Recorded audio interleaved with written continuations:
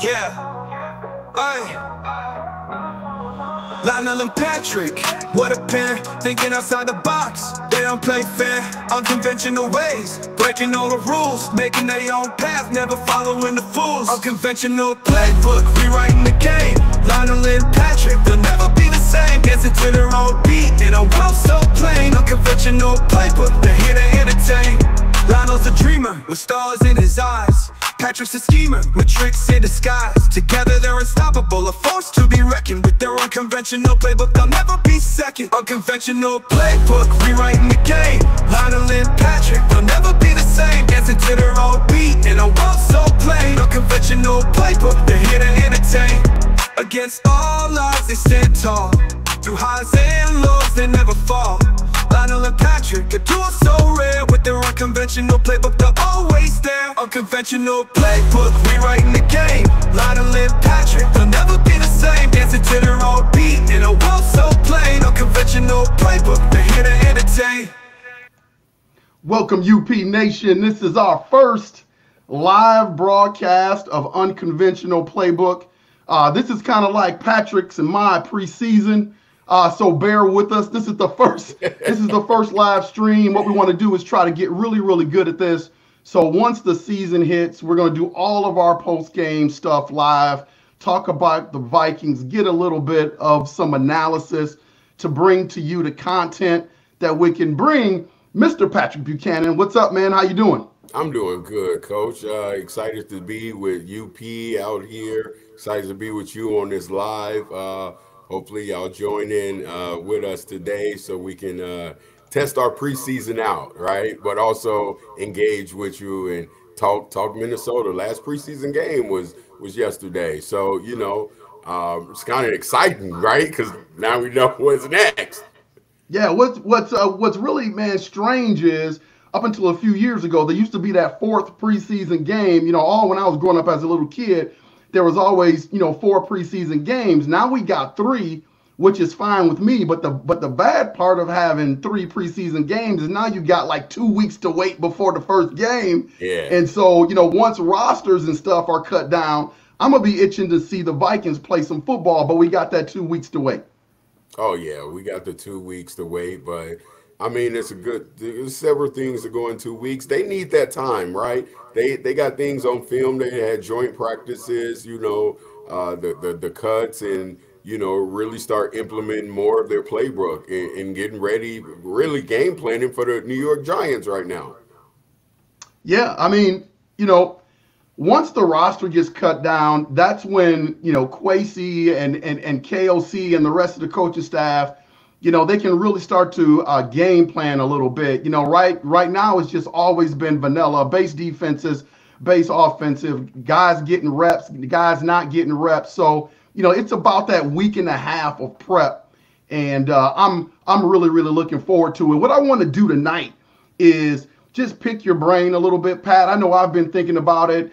And, this preseason was a very unique one. Usually things have been pretty established when it comes to the Minnesota Vikings and their preseason. Kirk Cousins, 6 years of being the stalwart quarterback on this team. Obviously, we drafted J.J. McCarthy. We brought in Sam Darnold, and then there was Jaren Hall. Then at the end, we bring in Matt Corral, and then there was Nick Mullins. So especially when J.J. went out, man, it was like, everybody knew Sam Darnold was going to be QB1, but then everybody started talking about who the backups would be. Would Nick Mullins get shipped out? Would Jaren Hall get shipped out? So there was a lot of things that was in flux. And it wasn't just the quarterback position, but it was pretty much a lot of different positions on the team.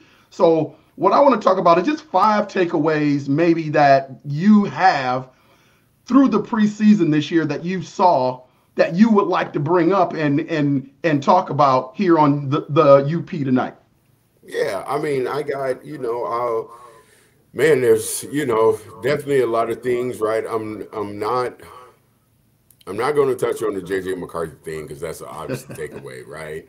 Why not, Pat? Why not? Well, because I'm be honest, when I talk about it, sometimes I just get into this place of like, I got to wait and see it. Like yesterday, I was watching Penn State, Michigan, last year's game, Penn State Oh, versus you going? Michigan, Oh, yeah, right? you going back a year? Yeah, so back a year, I was. They had it on like Big Ten Network, so it's football, so I'm watching it. Right, it's JJ McCarthy. Right, he didn't throw many passes that game, but man, did he get some yards with his legs, right?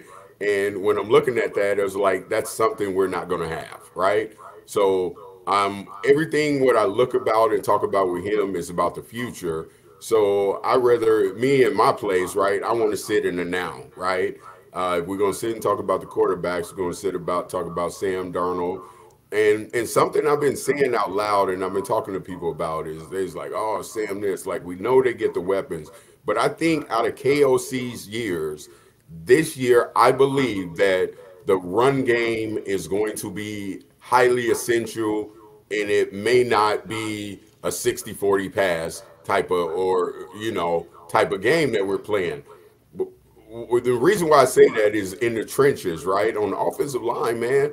Like even watching Gaskin run the football, watching, Ninu run the football. Like we have been running the football very well this preseason, right? Agreed. And that those signs tell me we lean on that run game, and then we have all these weapons, so play action really becomes more effective.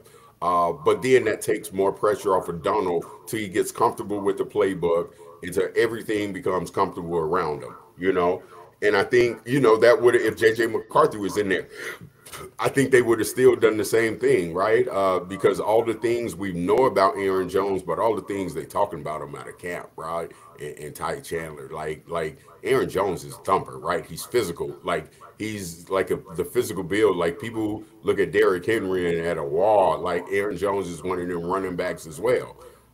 So that. So me talking about the quarterbacks is talking about what I believe that we will be offensively, right? So that's one thing, that that I feel that I can express and talk about, and I'll bring the other ones up, after I hear how you feel about those, Coach. No, well, I'm gonna, really piggyback on what you just said. I think the one takeaway that I have about the Minnesota Vikings team, and it goes really in step with the running game, is for me, the Vikings are going to be a more physical team. Like you can see it on the defensive side of the ball as well, because we got a bunch of safeties and corners that we brought in that are good man-to-man corners, that are safeties that can really thump and come downhill and play the run. We've got a different versatile linebacker core, guys that like to get in those gaps and tackle a little bit. And on the offensive side of the ball, you mentioned it, adding Aaron Jones to this team.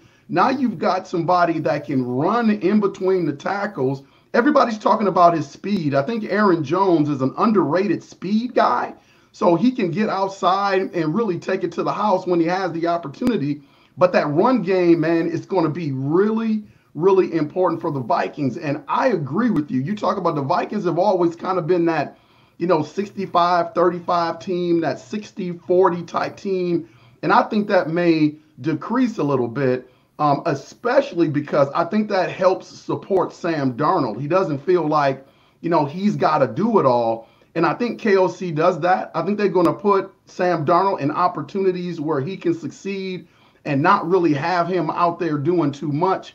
And that was the one thing that really stood out to me just watching the games, even with the depth on both sides of the ball. You saw physical play. You mentioned Gaskin, man, being able to run, and he wasn't trying to avoid tackles or going out of bounds. This little dude was, going around those corners, putting his shoulders down and taking on corners and linebackers. So I think the mentality of this team has changed. I think KOC, in terms of having more padded practices than he's had in previous years. I think when you look at the NFC North, Chicago Bears, the Lions, the Packers, who's the most physical team? Like right now, I think the Minnesota Vikings are the most physical team in our division. Everybody else is a little bit finesse. So I'm looking to see that carry over to the season. And we're going to need that physicality with the NFC North, right, which is arguably, right, we can AFC, NFC North, whichever one, the North. We are the North, right? So it's all about the North, and to have that physical sort of play, that's may help us out with these finesse teams, right? I believe that it's going to help the defense out, because I think something that we can anticipate this year more than last year in B-Flow's offense is takeaways. And I think takeaways are going to be a major part of this defense flying around, just because the exotic blitzes, the exotic schemes, the not having traditional front seven in a game is going to help it as well. We don't have we have a traditional front seven, but the personnel packages that he'll be using, I think is going to help. Right, the ball's getting tipped in the air, just getting picked off, quarterbacks misreading the defense. Right, those sort of things. Pre-snap, doing those things right, and people not knowing what's going to happen. So yeah, it's the physicality they've been talking about it. We've seen it. We've seen it in the trenches. The next thing I'll go to, and not highly in depth with, Coach, is like we're 3-0 in the preseason, and KOC's in his third year and hasn't won 3-0C. And what stood out to me in this 3-0 is the depth, right? When you talk about twos versus twos, threes versus threes, we've dominated that in every single game. Yeah, Our it shows you twos, the our depth of our threes, team. whatever you're putting out there, we've dominated the other teams. So that tells you right now how good the ones are, the competition that's being built in there, and the level of play that is happening in camp, right? That only can transition. If the ones ain't that good, right, then this can't happen. The ones are that good to make everyone better, and it's just trickling down where what these coaches are about to do. I mean, to go from 90 to 53, I would not want to be on that staff right now, because it is very hard for me to sit back and say, oh, this is a cut, this is a cut, this is a cut, where I see asset, right? It's difficult, but I've enjoyed watching the depth that we've had, because the one thing that we all know is injuries happen, right? This is football, right? They're not playing tennis or golf, right? They playing football. It's a physical contact sport.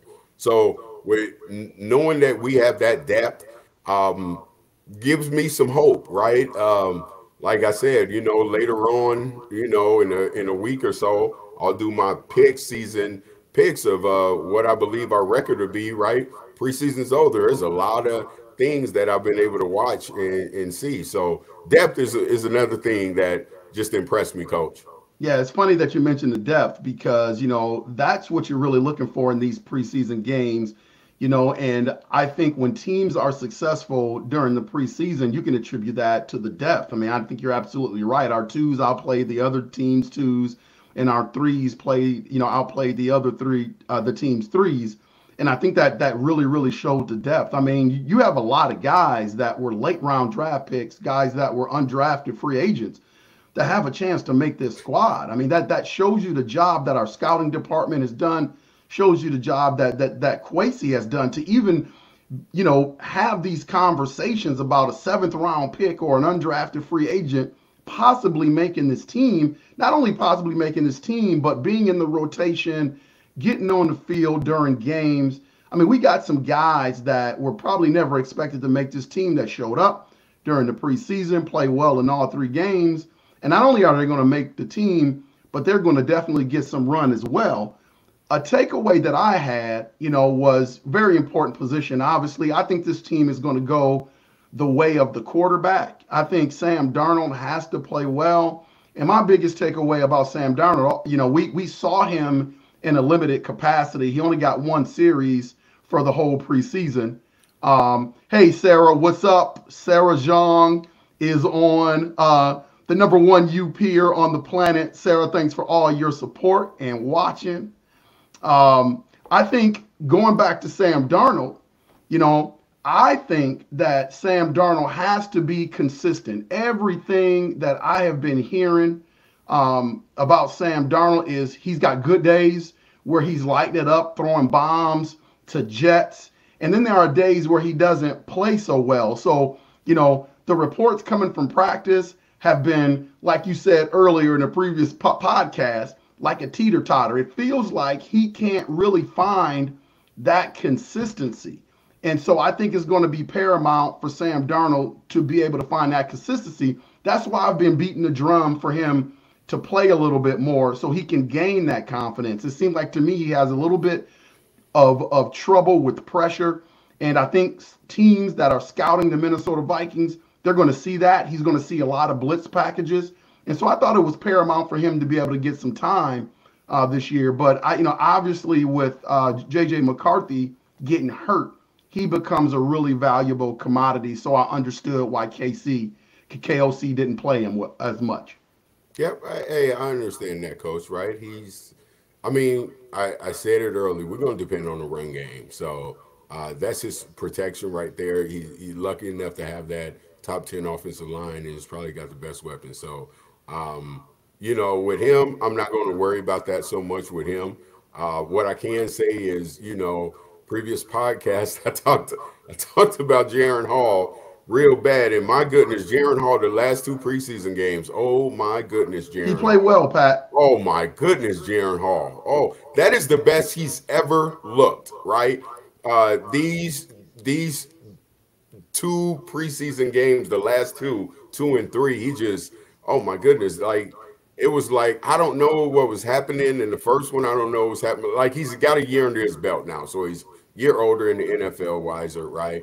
But he's looked comfortable in the pocket out there.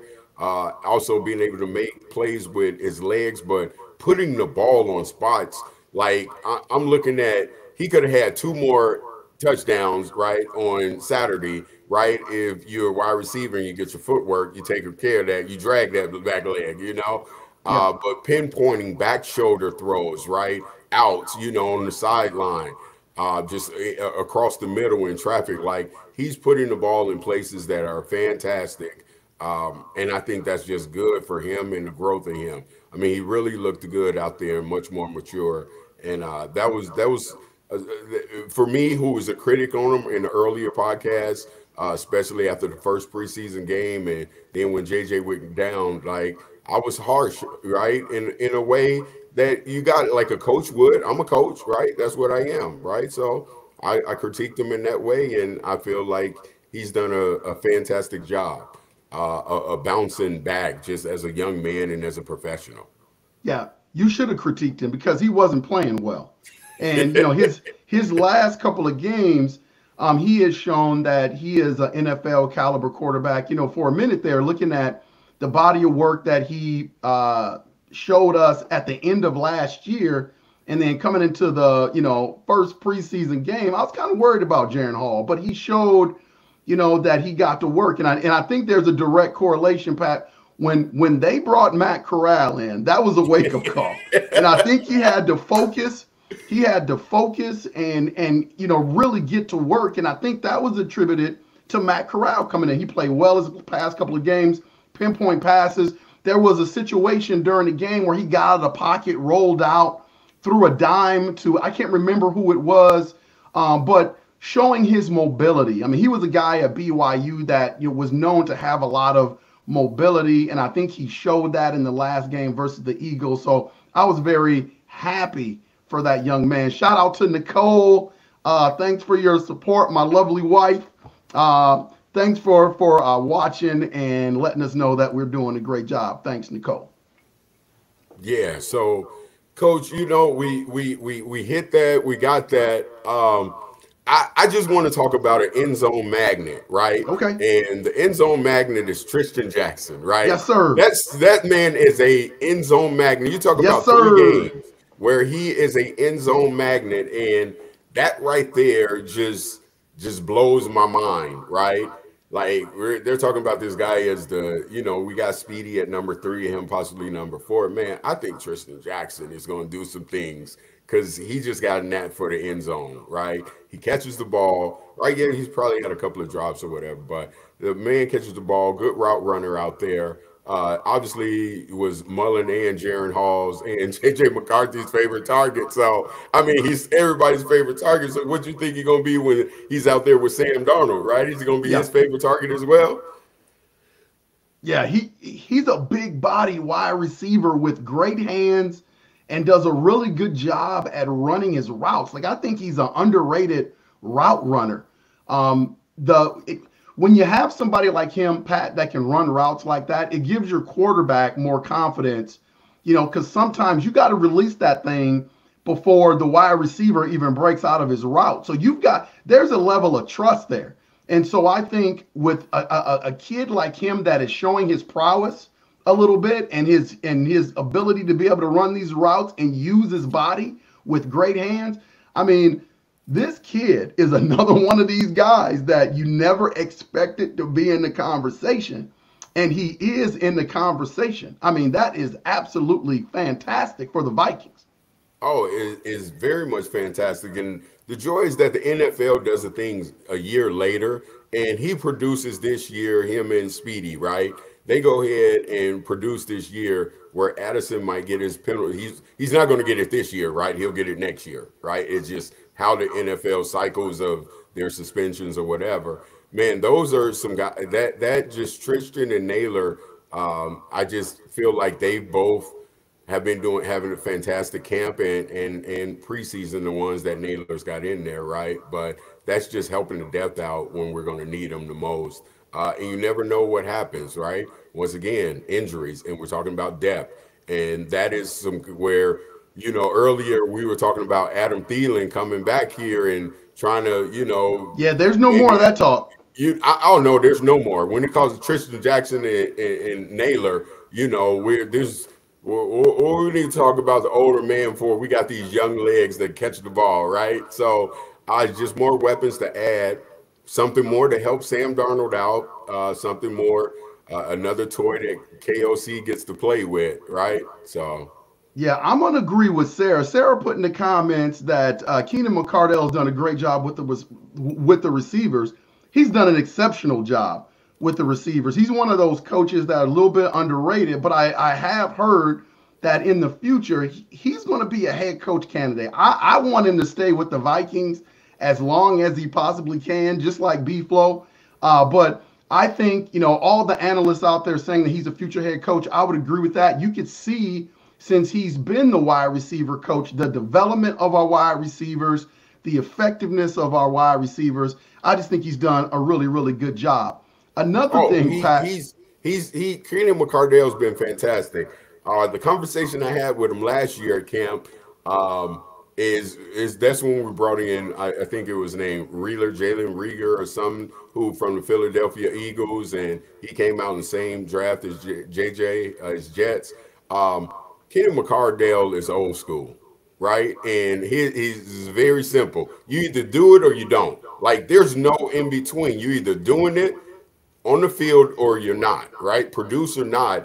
But the joy that he has with his group, like, I don't know if you got to see him run up the sidelines when his wide receivers are going to get them touchdowns. Oh, absolutely. Like, he's sprinting up the sidelines with them. Like, what player wouldn't enjoy that? Your coach, your wide receiver position coach, is headed up the sidelines with you as you're going to score, right? That is something that brings excitement inside that locker room, that wide receiver room, and the depth of it's growing. And once you got the best in the league at it, and like to be chasing that and to be watching someone as a leader as Jetsy is to be doing what he does, right? Like, everybody else, like, fall in suit, right? And that's what everybody doing is falling in suit. And that's why we're seeing what we're seeing out these wide receivers, but accredited to McCardell and, right, his experience as a pro, and he's always been a pro, right?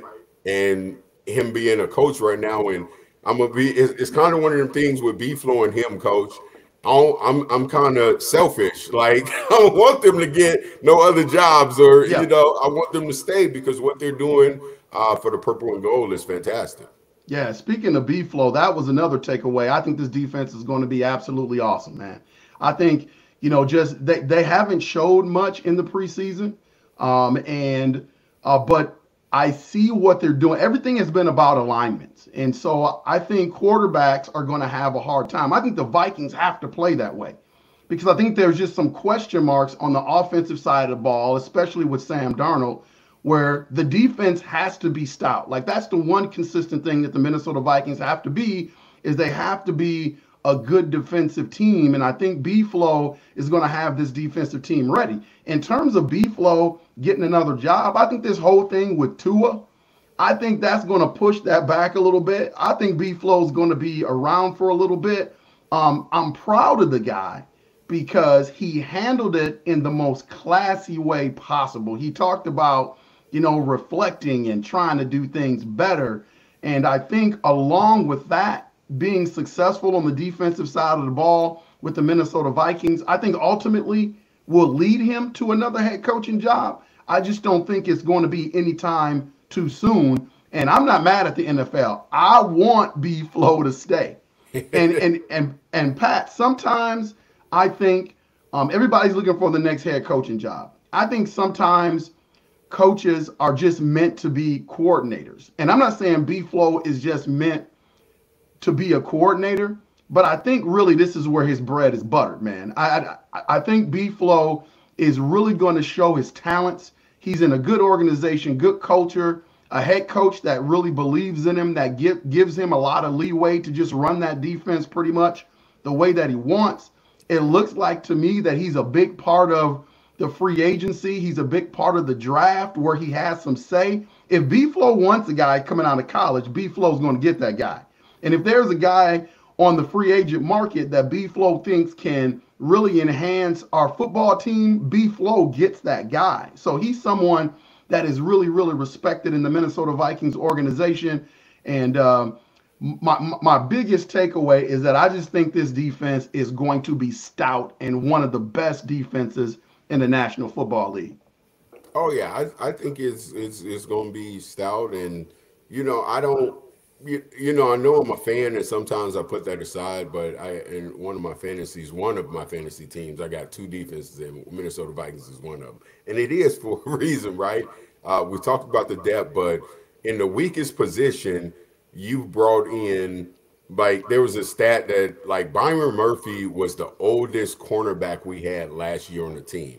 He is no longer. He is not even the top four. That's right now of when you talk about years of playing in the NFL, right? And to go out and get the cornerbacks that you need to, that's just going to enhance the defense. And I mean, I can rave about the defense, talk about them. I'm gonna love talking about the defense when that, because right, we haven't seen anything, but we'll get to see it. But what you've seen thus far, right? Right. Look at it. We only gave up 3 points in the last preseason. What preseason, the game before that? What, maybe I don't remember, 10 to 13 points or whatever. So with the depth of it, the guys in the base, right? Vanilla defense. Sometimes they'll blitz here and there, but it's still vanilla.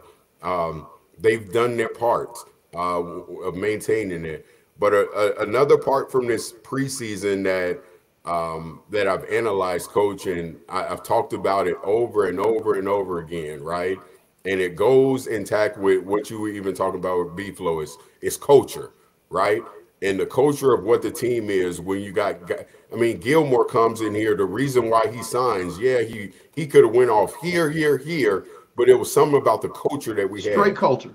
Right? Fantastic culture. And you talk about the culture we have, right? B-Flow in that interview, you have guys standing up there with him, Metellus and Phillips standing up there with him in his news conference, right? When this whole tour stuff comes out, right? And for him, the way that he answers it, he never, ever comes back at that young man, Tua, right? Tua, his PR people should help him manage better. If you're a starting quarterback in that league, that's not how you approach that. I get it. Let it off your chest. Your feelings is valid. B-Flow didn't defend himself, nothing. He just said, I could be better. I learned from things. And I think being part of this culture is helping him grow as well. Everything he went through with the Miami Dolphins, right?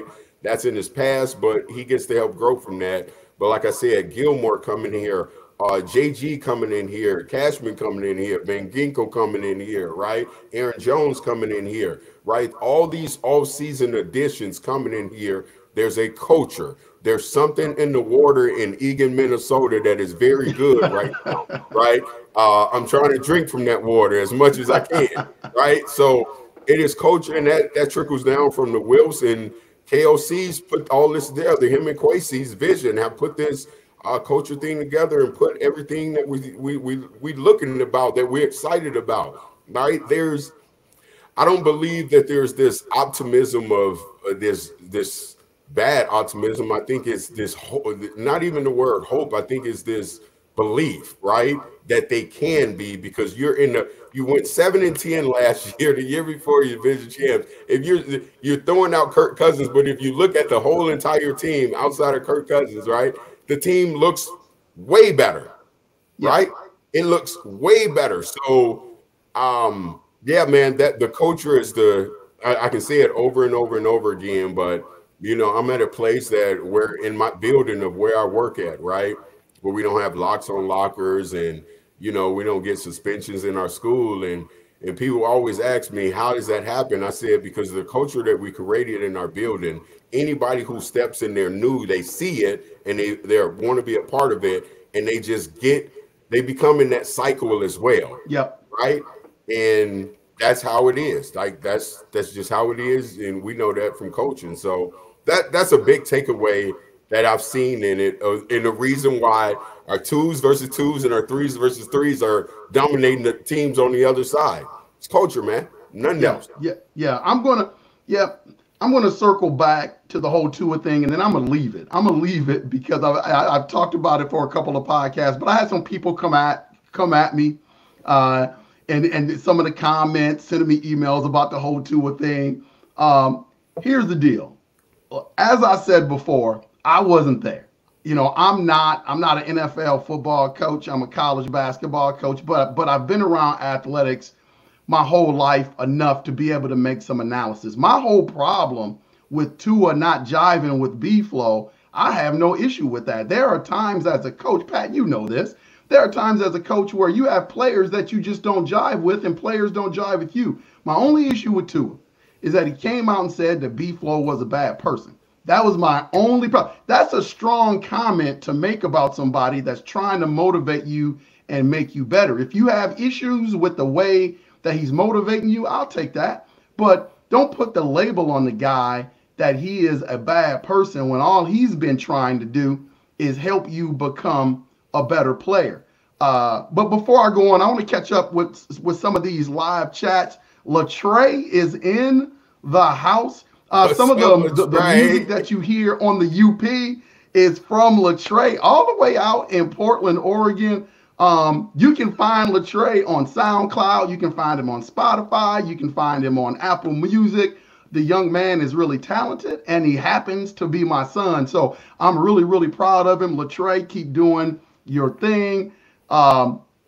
Nicole says that she's looking forward to the JJ to JJ connection, but she's going to back Sam Darnold. I think all of Skull Nation is going to back Sam Darnold and looking forward to 2025. And Sarah feels like 2025 feels like forever. It is forever. It is forever. I'm not even gonna lie to you. I'm trying not to look ahead because I want to enjoy this season and I want to give Sam Darnold a chance. But 2025, the Vikings are going to be lit. I'm telling you right now. You see how I started the podcast off, Coach? I said I did not want to talk about the injury because I don't want to think about 2025 because I still have hope in 2024. 2025 is going to be there and it's going to be live on stage. Knowing that it's a meniscus, that man is going to be fine. But right now, of course, backing up Sam Darnold, right? And yeah, Sam's just, Sam can play. Like, Sam has talent, right? People, you're going to love him or hate him, right? It is what it is. And, like, why not him? And you got it. Like, if this man is built the way that he's supposed to be built, this is his contract year, right? And we know people, like, if they're built for it, they have fantastic years in contract year. This is a contract year for this man, right? You're talking about $40 million. This man is playing from anywhere from 30, like, what did he get? He got 33 million, Baker Mayfield. So this man playing from anywhere from $30 million to $40 million, let's say, right? So he paying, that's why I feel I'm not worried about him, right? And, we got somebody behind Mullins, right? Maybe throw a touchdown or an interception, but I'm not worried about it because we're going to depend on that run game. I got another takeaway, Pat, and this gentleman has really impressed me during the preseason. LDR, Levi Drake Rodriguez.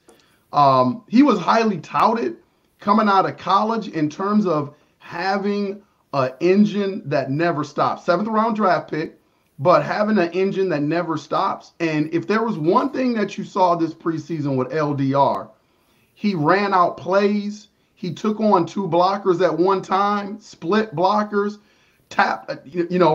deflected balls at the line of scrimmage, got sacks, was a good run stopper. When you talk about this young man's engine, that is an understatement. The guy can play football. Got the long hair hanging out the back of the helmet. He's already being compared to one of the Minnesota Viking greats in John Randall. Now, I'm not ready to put him in the John Randall category, but in terms of a young man that has a chance to make an impact, I think out of all the I keep considering him an undrafted free agent, but he wasn't. He's a 7th-round draft pick. But someone that was a late-round draft pick, I think this young man is going to have a pretty good career, and I'm glad that the Minnesota Vikings snapped him up because he should have been an earlier round pick. He's at least a 4th, 5th-round talent and went in the 7th round, and I think part of that was because he went to Texas A&M Commerce. So that's a Division II school, and sometimes you get that label. You play at that level that people think you aren't very good, but there's a lot of good football players down at that level. You could use a lot of E-words to describe that man. Energy, engine, right? Like he has it all. Plus, right, if I'm defensive coordinator, right, he's going to play. Like, yes. There's without doubt he's going to get on the field. They're going to have certain plays for him when he's in there, right? And as part of some things that I listen to B-Flow talk about when they talked about him is be just continuously great right now at what you're doing, because that is where we get to use you at, right? And that's what he's doing. Where he's going to get on the field is he might be very good in, right, a bull rush situation or take on a double team because we have this blitz or this stunt coming from somewhere else, right? So I think he's just going to be great in what he does. Levi, and all through he's made a name for himself. Someone else who's made a name for themselves on that defensive side is Brian Asamoah. Yes, sir. Brian has had a fantastic, this obviously hands down his best preseason ever, right? And I think he just brings depth. Obviously he's a guy who can play on the special teams, but he brings another depth in that linebacker room, right? A versatile linebacker, right? That can move around. I think that's essential to everything. If here's the X factor. And on anybody's team, it's the person who scores the most points. Will. Outside of a blocked field goal, Will has not missed a field goal. I don't think they're talking about that enough. Like, people need to talk about this man and his kicking. Like that, like they score the most points for anybody on the team. And this man right now might be like looking real good right now. Let's get through the games. But in the preseason, there's still rushes coming at you. You got one block, you learn from it, and you have not missed a field goal or an extra point. Pat, I don't know anything about kicking in terms of technique, but he's got a really unique ball. Like, if you watch him kick during the preseason, it's not per se a line drive, but it doesn't have that normal arc to it. It has a lot of power to it. And here's what I like about the kid is I know this can be overstated at times. You know, I'm an Ohio State Buckeye, so I don't like Alabama as much as some people do. But playing in that environment, playing in those big games, kicking under pressure, having a coach like Nick Saban on your butt gets him prepared for the NFL in situations like these. This dude is going to be a special kicker. Now, I'm with you. You know, the jury's still out. I want to see him kick in some real games where there's pressure, but I'm feeling that the Vikings have made a good move in terms of just upgrading that kicking position, and that's really important. And I don't. I mean, I feel like what's the top conference in college football? SEC. SEC. I mean, and to be the all-time SEC leading scorer, I think he's been in pressure situations. But NFL pressure is different. But I think he's built for it, right? And I think he's just going to be great. So, yeah, that's really my takeaways for the preseason. Now it's about, in my opinion, what the roster going to look Yeah, like. who's going to make the team? There's that 53-man roster. I laughed when you said this early because I chuckled. You know, you and I, we're coaches, and so one of the toughest times for me is cut day, when you have to cut down. You know, you got to have those conversations with your players, the ones that made the team and the ones that didn't make the team. I don't envy KOC on Tuesday. Like I know that the coaches probably had their meetings today. They're going to have their meetings tomorrow. They've got some tough decisions. So let's break this thing down by position. Let's talk Coach, about what's Coach, that? this how tough they decisions. Remember the old days when you do post the team roster up on the window and just walk away because you don't want to talk to nobody? No. That's what the Vikings probably feel like they got to do because they got to have some one-on-ones out there. But go ahead, Coach. Yeah. You look at the quarterback position. You know, there's really no drama in who's going to be number one. If J.J. McCarthy was still healthy, I think there could be some drama, and because J.J. was playing really well, and I think he was nipping at the heels of Sam Darnold, but. You know, that's not in the equation anymore. So obviously Sam Darnold is quarterback one. I think Nick Mullins, without a trade, is going to be quarterback number two. But Jaren Hall didn't hurt himself in terms of, you know, making this team. And I think he does make this team. But do the Vikings keep three on the active roster, or do they put Jaren Hall on the practice squad? I think he ends up on the practice squad. Yeah, I mean, that was a question I was going to ask you. What do you do at the quarterback, right? Do you put him on a practice, or do you going to use that active roster spot right now where for him, practice squad, right, is perfect for him because he gets to run that scout defense. And the way that he played, I trust that he can give us a good look. With his wheels, I know he can give us a good look for Sam Darnold coming up, right? Not Sam Darnold, for Daniel Jones coming up on at the Giants. So him on the practice squad. So quarterback laid out, no problem there. Yeah, it's pretty spelled out. Matt Corral will not make this team. He really didn't show me a whole lot, you know, and you know, he didn't show really nothing, Coach. Be honest, that man didn't show nothing. But you know, it's not fair because you know he was brought in, Pat, to be a fourth quarterback in camp, to be another body. You know, so, you know, he really didn't have a chance to learn everything probably he needed to learn. KOC, if you heard, you know, KOC being mic'd up during the third quarter, I thought that was excellent, by the way. KOC getting on the referees during the broadcast. You could see him coaching a little bit. But I think they brought him in as a body. They really condensed the playbook because he didn't know it. So he really didn't have a shot. He was just kind of there to help the Vikings out so they didn't have to play guys that they really want on this team an extended amount of time during the preseason. Yeah. So that is there. So we got our three quarterbacks. We can move on to running backs now. Yeah, running backs. You know, I think there's four that I think are locks. I think Aaron Jones is a lock. I think Ty Chandler is a lock. I think Kene Nwangwu is a lock, and I think C.J. Ham at the fullback position is a lock. I like Myles Gaskin. Yeah. Myles Gaskin showed me a lot. You know, I think he's probably a practice squad guy.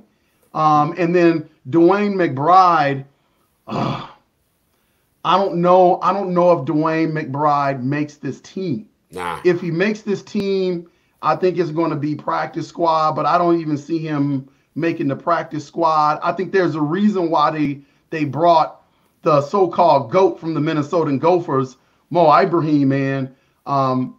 Even though it's a short sample size for him, he really didn't get a whole lot of run in the last game. I think they brought him in for a reason. I think he takes Dwayne McBride's spot on the practice squad. So I think Dwayne McBride is on the outside looking in. Yeah, I mean, I agree with you with the top four in the active squad, and I just say, Gaskin's on the practice squad. So that's a guy that's going to be right there on the practice squad if anything happens with any of those running backs. Like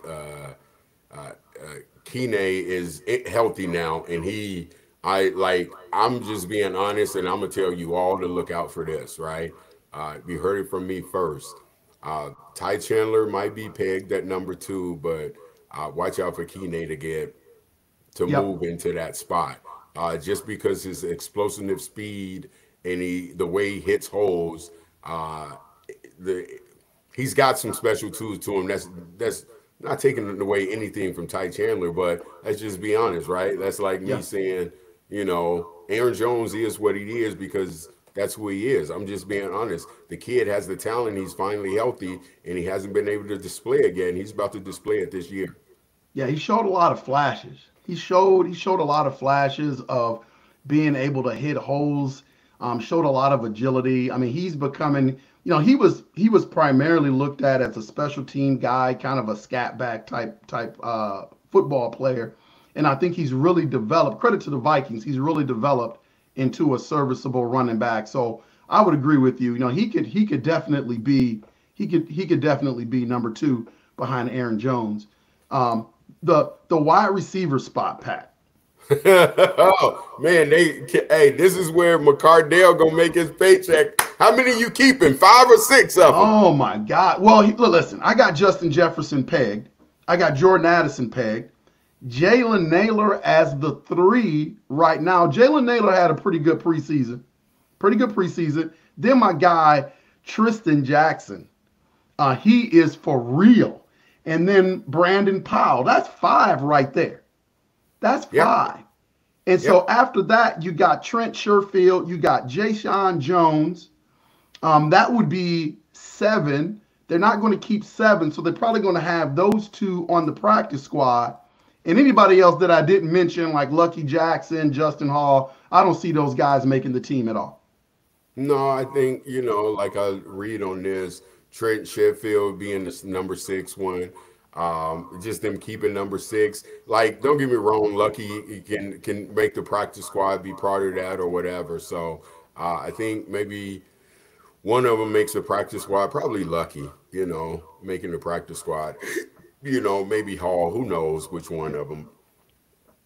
9 guys make it, so I don't know who that's going to be making it, but we'll see. I mean, but I think what I can see is the top 4, 5 that I know for sure, and from that we're fine, right? Get Yeah. whoever you get, but I like the 5. I love the 5. I don't even like 5. I love the 5 that we have at wide receiver. Nicole said, pick 6. We need as many as we can take. Hey, I hear you. I hear you because injuries happen. We got to have enough weapons for Sam Darnold. Let's move to the tight end spot. Here could be a little bit of drama with the tight end spot because a lot of it depends on how long TJ Hawkinson is going to be on the shelf. Now, they said earlier, Pat, that he was ahead of schedule. What does that mean? There's really no timeline. For me, I'm looking at after the bye, we will see TJ Hawkinson. I don't think he's going to come back before the bye. So I think that's going to determine how many tight ends they keep, who they keep. I've got Josh Oliver, who is more of a run blocking type tight end. I think his catching ability is a little bit underrated. But obviously he's a big time run blocker. We're trying to enhance that run game. So he makes the team. Johnny Munt, who's had a really good training camp, Nick Muse, and then N'Keal Harry. Anybody else in terms of guys like Robert Tonyan? Robert Tonyan hasn't been able to stay on the field. He's been injured.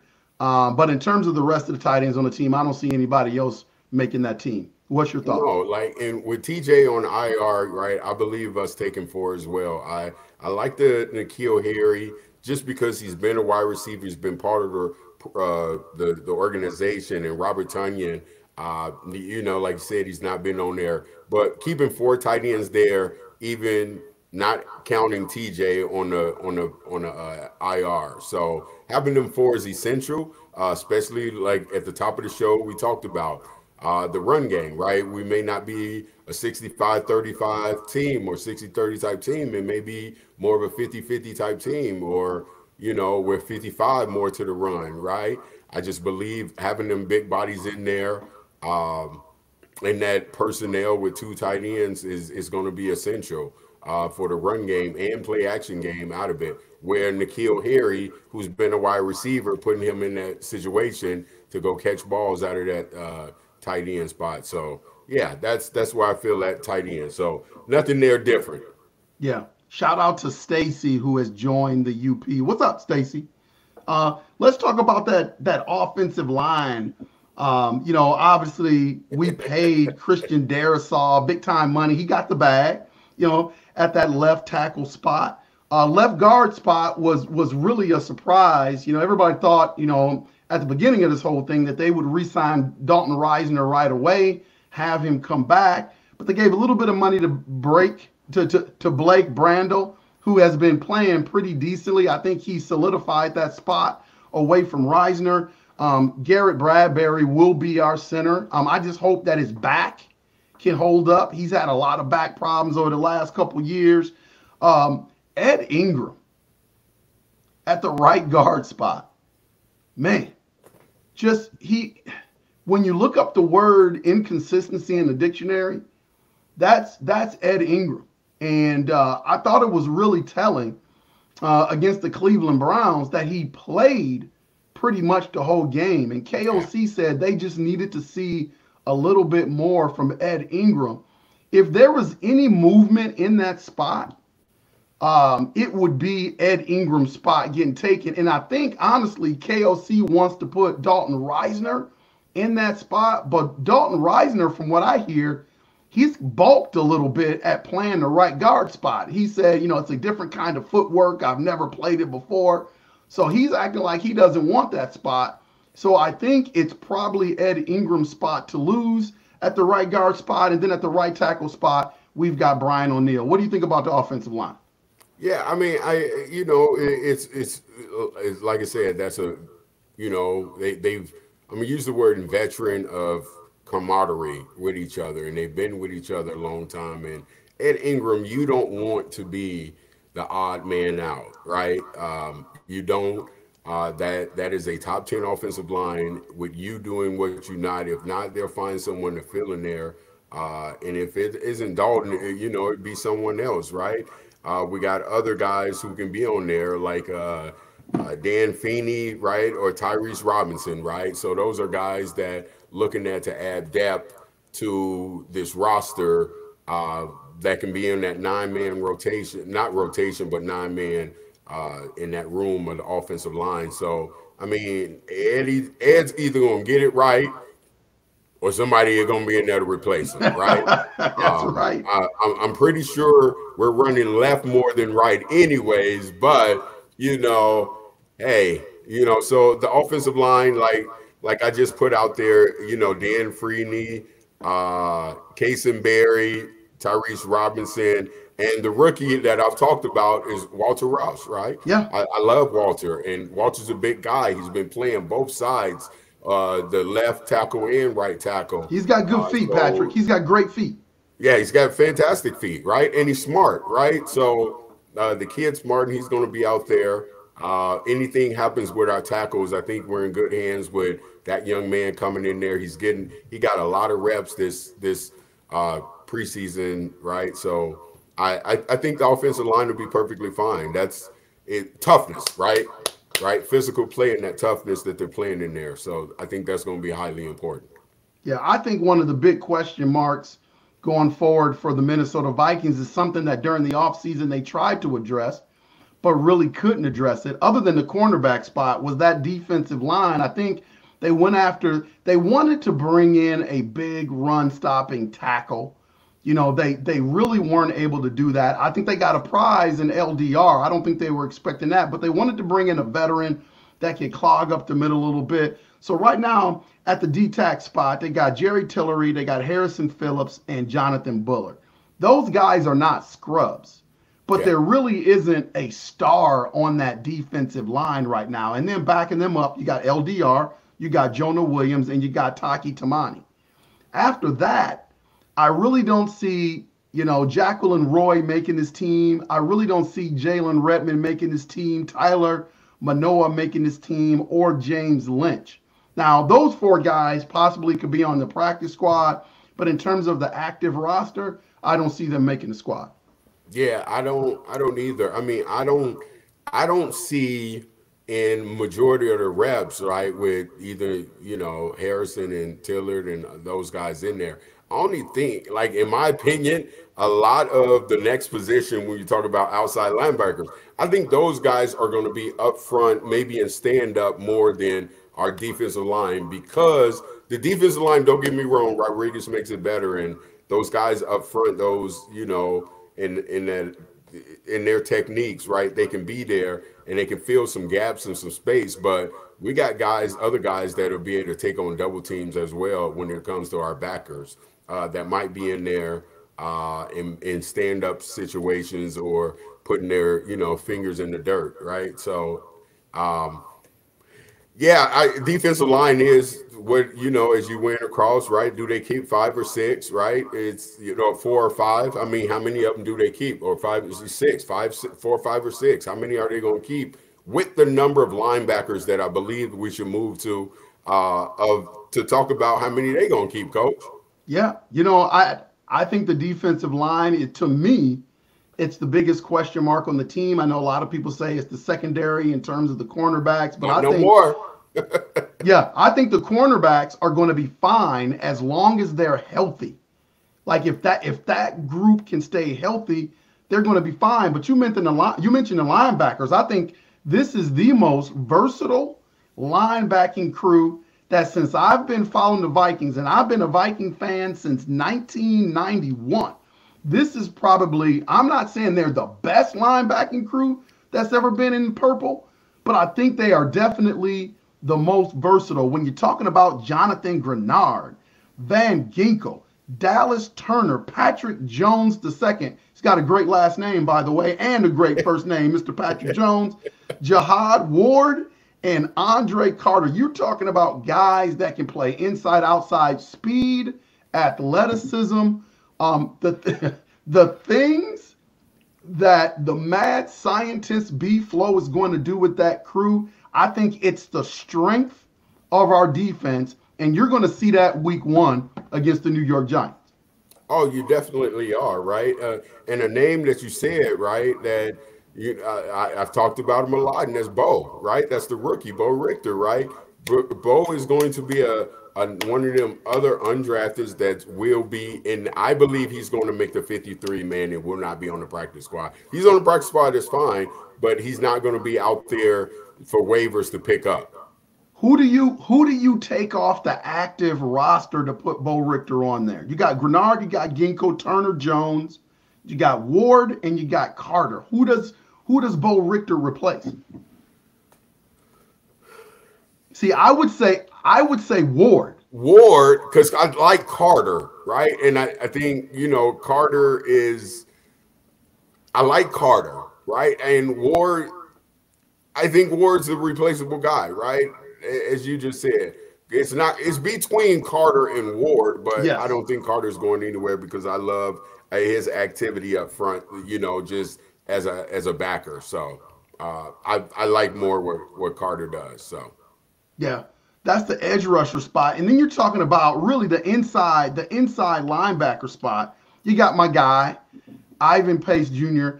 I just gush over this young man, undrafted free agent, and then the next year he's in street clothes and eating sunflower seeds on the sideline for a preseason game. You're talking about developing fast. What a steal for the Minnesota Vikings. This kid is going to be one of the best linebackers in the league in about 5 years because he's got that tear your head off mentality. He can get downhill real fast, and he doesn't mind tackling. So I like Ivan Pace Jr. Blake Cashman was a great pickup, a Minnesota kid. Where did he play in Minnesota? Was it Eden Prairie or Wayzata? Eden Prairie, right? It was Eden Prairie. Eden Prairie kid. So yeah. So it comes from a school with great tradition. Gruger Hill and then your guy Brian Osmawa make this team. I think Dallas Grant and Kozlowski are the two outside looking in. I would give the edge there to Dallas Turner, possibly to be on that practice squad. Yeah, I think those guys on the outside, like on the outside, they're not looking in at all, right? I think you just went up and down the line, right? He won't go too deep in it, right? Pace and Cashman are going to see the most time in there on the inside backers, and sometimes only one of the two would be in there. But between those two, unless one of those two go down, right, they're going to be the main ones in there. But giving us Hill and Asamoah are the depth behind them that we have. So that's where I am with the backers as well. Yep. Other than the really the defensive line, the biggest unit that's been in question, and it's just been a lot of tragic things have happened, just some bad luck. Obviously, the car accident, and then one of our cornerbacks tearing his Blackman. ACL, Blackman. Yeah. It's just been a lot of turnover in that position. Nobody's fault. It's just kind of the thing that happened to the Minnesota Vikings this year. But I think they've recovered nicely. Man. Oh, listen, They- coach, it was life support. Somebody Yes. was doing the Heimlich here. Someone was, pumping just oxygen because we were deflated. Yes. And again, I am going to credit Say it again. B-Flow and Quasi because number one, they came in, and I love what KOC said. KOC said, well, this wasn't a visit to really sell him anything X's and O's. This was a visit to show him our culture. Yeah. And I thought that was pretty profound. I was a little worried when they let him get back on the plane and leave, but as this man thought about, man, where do I want to be? There was a lot of speculation that he wanted to be with a team that could possibly win a Super Bowl. He's getting up there. His career is winding down, but he looked at that culture and he looked at B-Flow and he made the right decision. So at corner, you got Stephon Gilmore. Yep. Then you got Byron Murphy Jr., who I think is going to play more slot than outside. Yes. I like him in the slot. Yep. Then you got Shaquille Griffin, who has had a hamstring pretty much all of preseason, but he's going to be back. Kid can play. I really like him. Then you got Dwight McGlover. Here is another one of these guys that, again, you really didn't expect a whole lot for. This kid's going to play a lot. You got Fabian Moreau, who came in, and then you got Caleb Evans. That rounds out that quarterback, that cornerback unit. I think Duke Shelley is probably the odd man out. Maybe he's a practice squad guy. I don't know. But I think AJ Green, Nashawn Wright, and Jalen Williams will be waived. I think they'll be cut. What do you think about the cornerback room? This is where I think that, is he going to go 5 or 6 in the cornerback position? I think this is where we talk about the defensive line, where maybe he only keeps 4 up front, right? And not go so far deep in front, or maybe like you got to shave somewhere. And depending on the number of cornerbacks he wants to keep. Now, I would not keep 6 cornerbacks, knowing that you have a tendency of throwing 4 damn safeties out there. So there's no reason to keep 6 cornerbacks. So outside looking in is Ken McGloden, right, be on the practice squad, and you keep Evans, or is Evans, is you know what I mean, Coach? Because this is where I'm at, right? Yeah, I like Duke Shelley. I like Duke Shelley better than Evans, man. I'm just going to be real with you. I like Duke Shelley.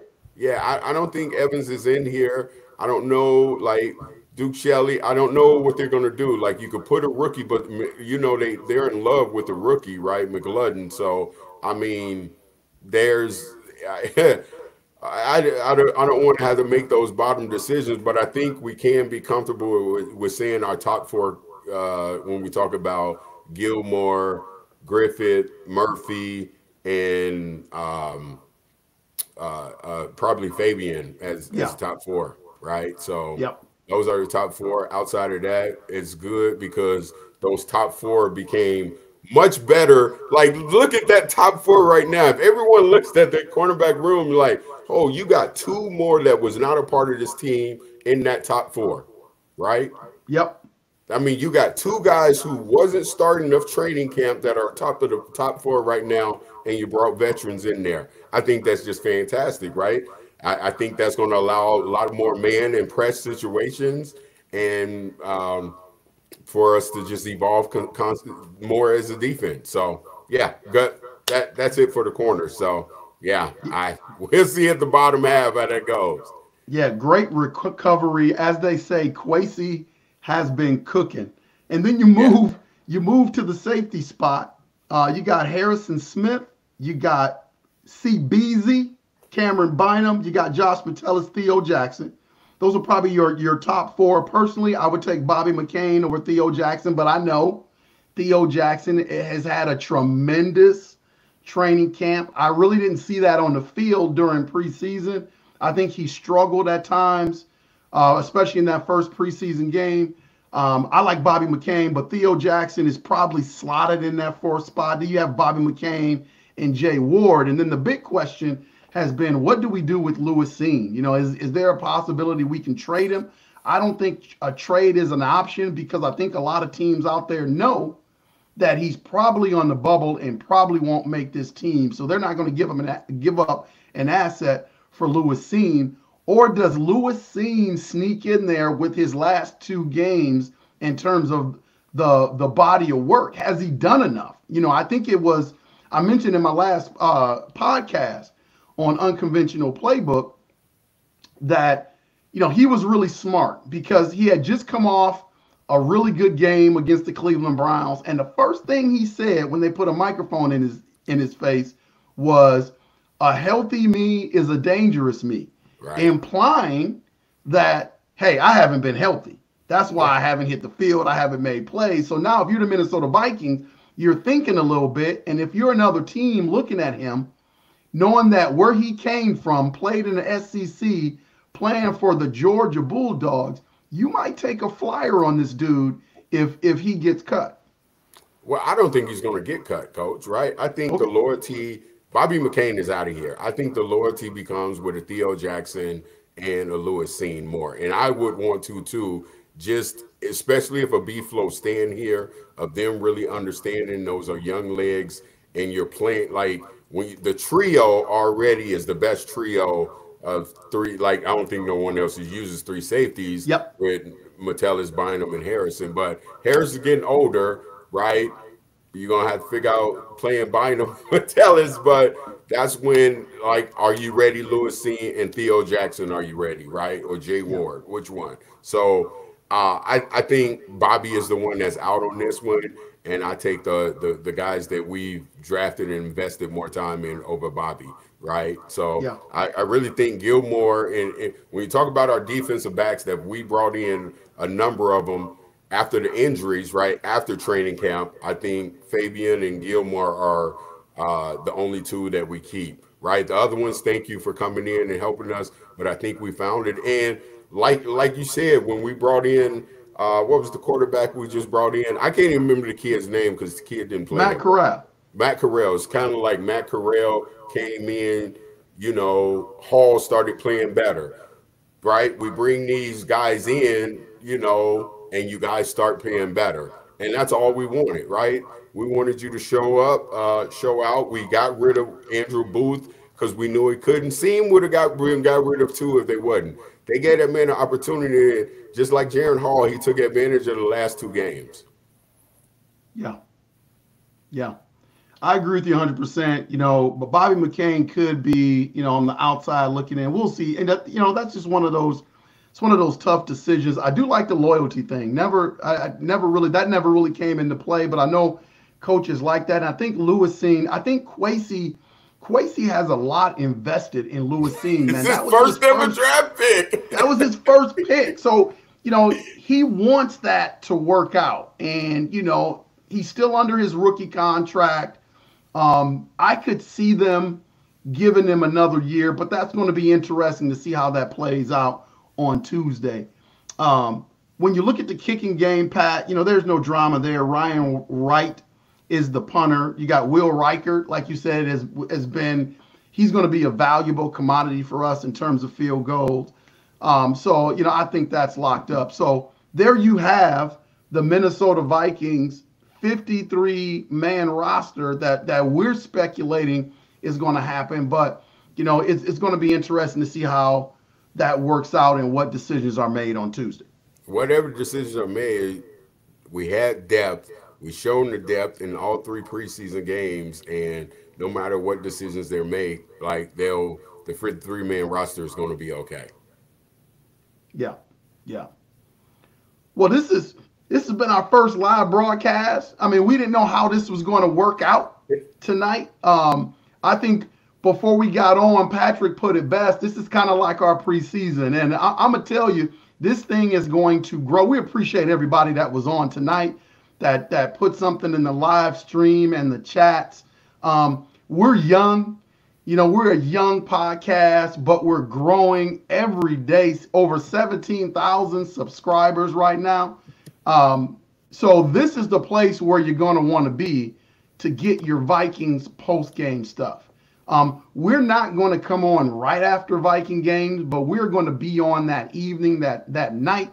We're going to give you a chance to kind of, digest the Viking games, and then you're going to come on the UP, and then we're going to talk about it. This is going to be the place to be. We're going to have a lot of good content. We're going to have a lot of special guests come on, maybe some professional players that we got to hook up to get on the show. We're also going to have giveaways. This is going to be the spot to be, UP Nation. So we appreciate you guys coming out tonight and watching our first preseason live broadcast. Mr. Patrick Buchanan, anything you want to say to UP Nation?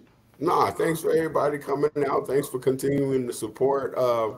We're getting ready for it. We got a lot of things to throw at you, a lot of things that we've talked about. Like I said, I'm excited for Patrick's picks to come out as well. So, still got to do coming up before the season. I still got to predict what the win-loss record is going to be. That'll be coming out soon. But then these live podcasts, right, that we'll do in the evenings of Sunday nights. Like when you getting ready for Sunday Night Football, and that before Sunday Night Football comes on, and you don't want to listen to them because the Vikings ain't playing Sunday night. You don't want to listen to Al and all of them talk. Hey, come to the UP, join us, allow us to get you ready for Sunday Night Football. We are the spot to be. A lot of good things coming up in the future. We're going to have Latrey on too. He's a sport. Not only does he make great music, but we're going to have him on, talk a little bit of sports in the future when he has time. I know he's a busy man, but we're going to get him on the UP as well. On behalf of my guy, Patrick Buchanan. Pat, thanks for joining us. And myself, your host, Lionel Jones. As I always say, we are going to see ya when we see ya. Latrey, take us home.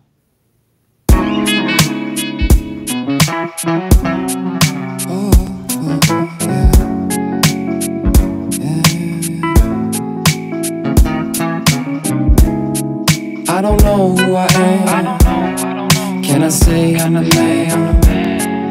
Am I losing my mind? Am I wasting my time? Do I know who I am? I don't know who I am.